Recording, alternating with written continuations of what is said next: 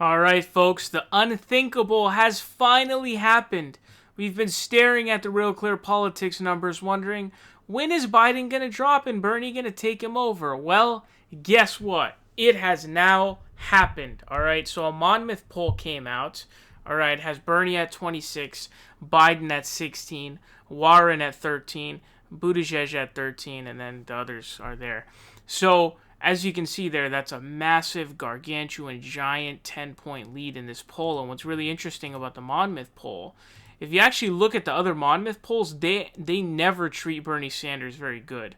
So, like, if we go down here to look at the other Monmouth polls, like down here, has Bernie at 23, has Biden at 30. That's a +7 for Biden there. And so this one is +8, or that's Morning Consult. But, you know, these Monmouth polls are not, like, nice to Bernie Sanders, right? It's not like a Emerson, you know. Emerson is, generally speaking, the nicest to Bernie Sanders. This is simply not the case here, all right? And so it's pretty significant considering that, because you've essentially got this poll that doesn't treat Bernie all that well, having him in a gargantuan 10-point lead. And so this is the most beautiful thing I've ever seen in my life. And so basically what's going on here is, you can see Biden takes a sharp dip, all right? And he has now been overtaken by Bernie Sanders. Okay, he was down 0.3. And then kablam, he's up 2. And then the following day, February 10th, he is up 2.6. Okay, so he's up an average of 2.6 in the aggregate polls. As you guys know, Quinnipiac came out with the poll that had Bernie +8. Morning Consult came out with the poll that was +3. YouGov is obviously an Elizabeth Warren propaganda tank, essentially. So that's why they have that. But as you can see here, I mean, this is amazing, right? We've been looking at this RCP chart, just wondering when it is Bernie Sanders is finally going to close that gap. Because we looked at these numbers in November, and in December, and in January, and we started to see it coming, and then boom, it happened. And as you guys know, Joe Biden has not done very well in New Hampshire. In fact, he completely fucking bombed New Hampshire, dude. He came in not first, not second, not third, not fourth. Okay, he came in 5th after Elizabeth Warren. Okay, when you're coming in 5th after Elizabeth Warren, yeah, that's embarrassing. And so he actually left New Hampshire. He left the New Hampshire election party that he was hosting, and he just ran away to South Carolina.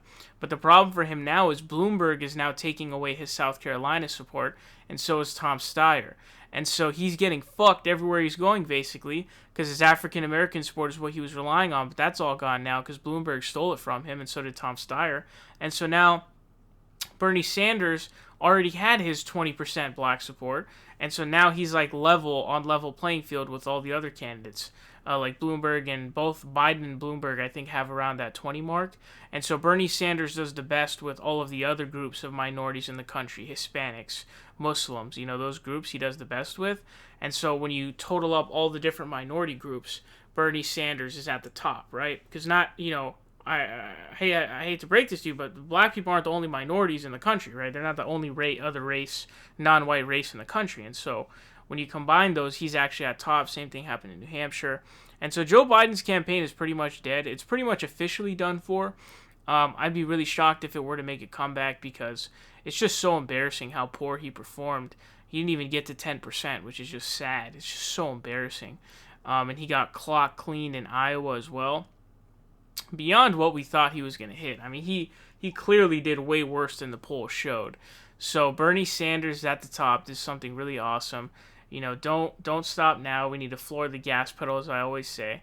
But it's always good to know, like, you know, your efforts have been paying off. Okay, your work, your effort, your canvassing, your phone calls, your door knocking, your donations, all of that stuff. It's all working. Your effort is actually legit. It's actually working and is producing results. Look at this shit, man. He literally took him over, dude. And so this is the first time that this has happened in the entire election. This is history right here, okay? This is a snapshot. You are literally watching this video. What has occurred in this poll is literally history, because it's the first time that Bernie Sanders has overtaken Joe Biden in the aggregate number. Elizabeth Warren did it for like 2 milliseconds, but then she fell off, obviously, completely, and her campaign's done for, too. But I wanted to update you guys on that. This is a beautiful thing. Absolutely, absolutely beautiful.